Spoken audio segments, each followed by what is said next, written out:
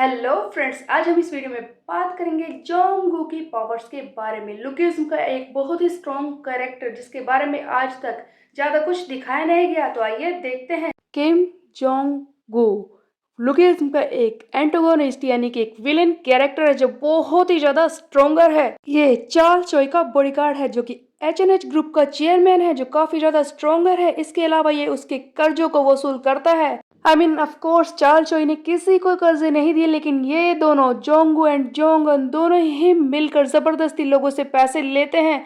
ये 1 billion von शर्त रखकर पूरी तरह से लोगों को पीट कर पैसे छीन लेता है। उसके अलावा ये चार्ल चोई के 10 के हुए 10 जीनियस में से एक है एंड टॉम ली से फाइटिंग टेक्निक सीखने वालों में से एक जोंगू भी है। बात करें इसके अपीयरेंस की, गोल्डन बाल चश्मे पहने हुए एक आदमी जो कलरफुल कपड़े पहनता है। ये जोंगन से तो बिल्कुल उल्टा है, क्योंकि गन को ऑफ कोर्स इस सीरीज में ज्यादातर डार्क शेड या फिर व्हाइट शेड में ही दिखाया गया है, बट इसने कई तरह के कलर्स पहने हैं। इसके बिहेवियर की बात करें तो बहुत ही मिस्टीरियस है, हमेशा हंसता रहता है। इसकी अगली चाल क्या होगी कोई भी इस बारे में बता नहीं सकता, और यही चीज ये मेंटेन रखता है लड़ाई में भी ये हमेशा हंसता रहता है, लोगों को ये दिखाने के लिए कि शायद वो इसकी चाल को समझ ना पाए या फिर ये डर रहा है, बट इसके अंदर क्या चल रहा होता है कोई समझ नहीं पाता।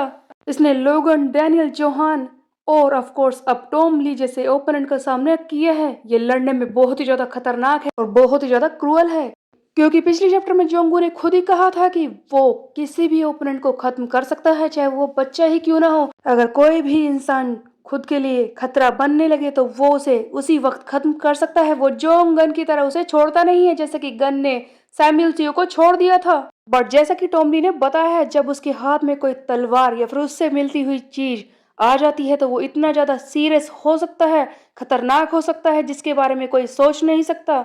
एंड इसके अलावा इसके बिहेवियर के बारे में बताया जाए तो अभी तक ऐसा नहीं दिखाया गया कि ये लव में इंटरेस्ट रखता है, क्योंकि इसके साथ किसी भी लड़की को नहीं दिखाया गया। ज्यादातर तो ये गन के साथ ही होता है।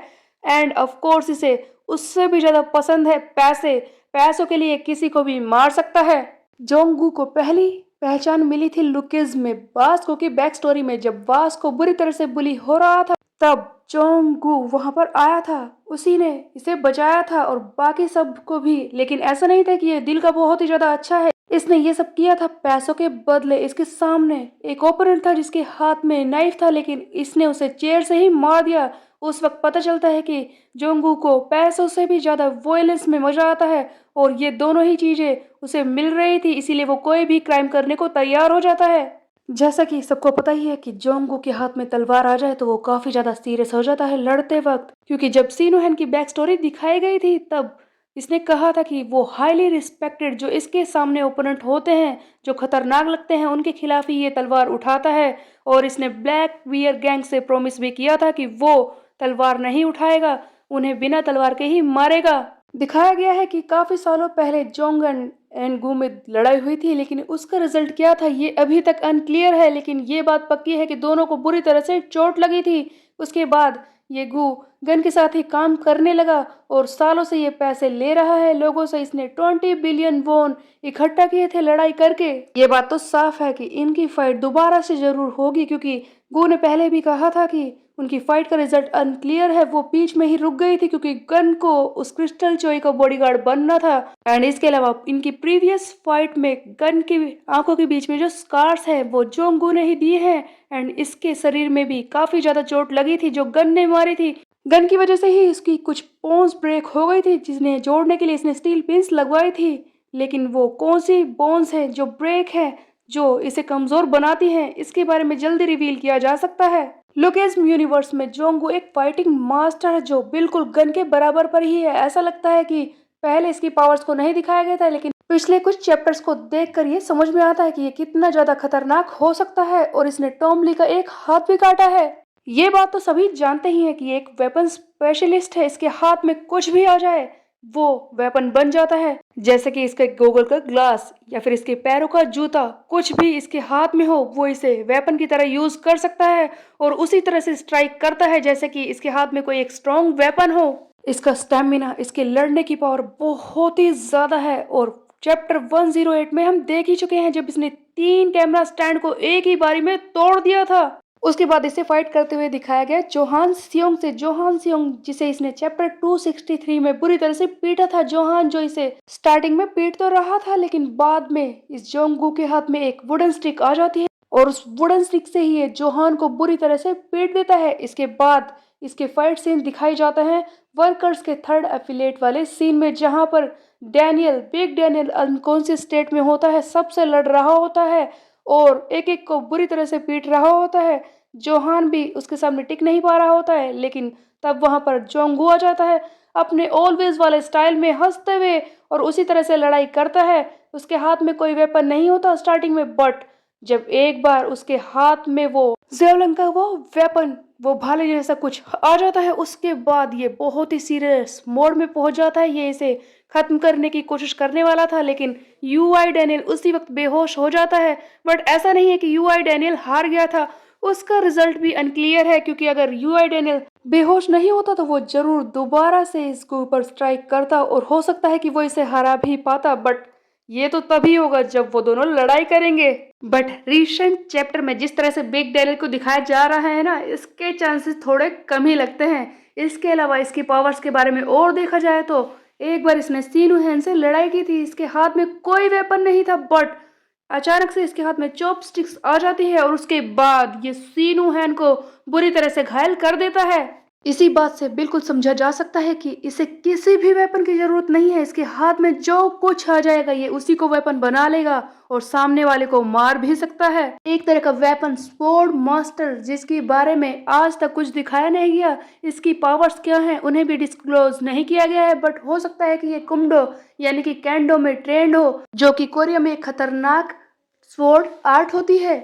और इसके अलावा इसने हो सकता है कि fencing, iaido, eskrima and silat इस तरह की weapon art based martial arts को सीखा हो, क्योंकि इसके वेपन जीनियस होने का मतलब तो यही है कि इसने इस तरह की ट्रेनिंग ली है, इसने कई सारी वेपन आर्ट्स को सीखा है। और शायद इसी रीजन की वजह से जब इसके हाथ में वेपन आ जाता है उस वक्त इसकी फिजिकल अपीयरेंस बिल्कुल ही बदल जाती है, ये एकदम वाइल्ड बन जाता है।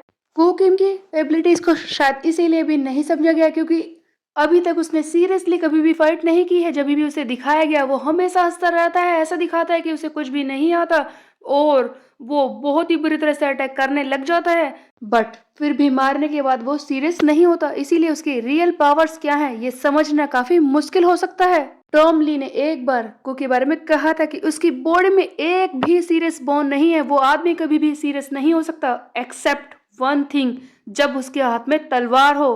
तलवार आने के बाद वो रिस्पेक्ट में सीरियस हो जाता है। जोंगू का एक सक्सेसर है, वो भी वर्कर्स में, जो कि गन ने कहा था। हो सकता है कि वो वर्कर्स का चियोंग ताइजिन हो, जिसे हमने पिछले चैप्टर में देखा था। एंड इसके अलावा सैमुअल सियो इसका एक सीक्रेट फ्रेंड है। इसके 3 सीक्रेट फ्रेंड है, जिनमें से एक सैमुअल सियो है जिसे गन ने छोड़ दिया था, उसे रिकॉग्नाइज नहीं किया था, तब इसने उसे सीक्रेट फ्रेंड बना लिया।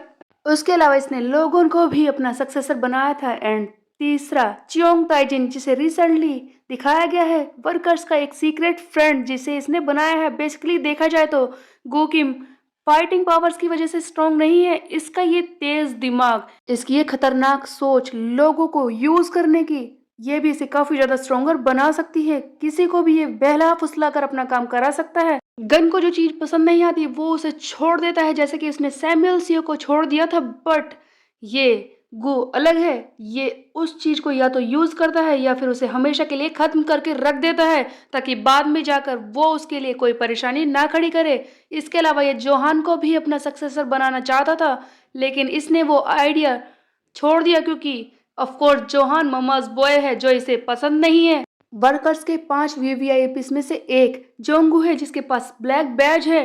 गन से बिल्कुल ऑपोजिट, इसे स्मोकिंग पसंद नहीं है, इसकी बॉडी पर एक भी टैटू नहीं है, क्योंकि ये सोचता है कि बॉडी को एकदम स्मूथ होना चाहिए। ये बात तो बार बार देखी जा सकती है, ये किसी भी नॉन वेपन चीज को वेपन बना सकता है। जूता, ग्लास, लकड़ी या फिर कुछ भी इसके सामने आ जाए वो एक वेपन है। जनरेशन के हिसाब से देखा जाए तो गू को 1.5 जनरेशन का मेंबर कह सकते हैं, क्योंकि ये फर्स्ट जनरेशन के मेंबर्स जैसे कि टॉम ली और बाकी सब के साथ भी काम कर चुका है। उसके अलावा अब ये सेकंड जनरेशन में भी है, तो बेसिकली ये 1.5 जनरेशन का मेंबर हुआ। गो का फाइटिंग स्टाइल जो भी है, बट वो कर्ली अर्निस से तो काफी स्ट्रॉन्ग है, क्योंकि जैसा कि जे होंग और लोगों ने भी तो वेपन को यूज किया है, बट इसका स्टाइल कुछ और ही है जो काफी ज्यादा खतरनाक लगता है। सो गाइस, रिसेंट चैप्टर के हिसाब से सब जानते हैं कि टॉम ली से ये फाइट कर रहा है, जहां पर ये पहले ही एक मॉन्स्टर को पीट चुका है, जिसमें इसी ने खुद कहा था कि ये टॉम ली के लेवल का हो चुका है। तो क्या ये टॉम ली को भी पीट देगा? इसने टॉम ली का एक हाथ भी काट दिया है और इसके हाथ में वो वेपन आ चुका है, वो तलवार जो अगर इसके हाथ में एक बार आ जाए तो ये और भी ज्यादा स्ट्रोंग और खतरनाक हो जाता है। तो क्या ये सचमुच टॉमली को हरा देगा? बेसिकली टॉमली की बात की जाए तो जीरो जनरेशन का फाइटिंग गॉड है। ऐसा तो दिखाया नहीं गया कि वो गन से अबव है या फिर गू से अबव है या फिर इनकी लड़ाई में क्या होगा, या फिर हो सकता है कि पहले उसने इन दोनों को ही हराया हो। बट जनरेशन काफी चेंज हो चुकी है, अब जीरो जनरेशन का टाइम नहीं है, ये वक्त आ चुका है सेकंड जनरेशन का। यहाँ पर टॉम ली काफी बूढ़ा हो चुका है, उसकी पावर्स भी कम हो सकते हैं। हो सकता है कि जोंगू इसे हरा दे और यहाँ पर उसका एक और वाइल्ड रूप देखने को मिले। आप लोगों को क्या लगता है कि टॉम ली जीतेगा या फिर जोंगू? ये कमेंट सेक्शन में जरूर बताएं। एंड जोंगू के बारे में ये इन्फॉर्मेशन आपको कैसी लगी, इसके बारे में कमेंट में जरूर लिखेगा। आपको ये वीडियो कैसी लगी कमेंट करके जरूर बताएं। मेरे वीडियो को लाइक करें, सब्सक्राइब करें एंड बेल के आइकन को प्रेस करना मत भूलिएगा। Bye bye guys.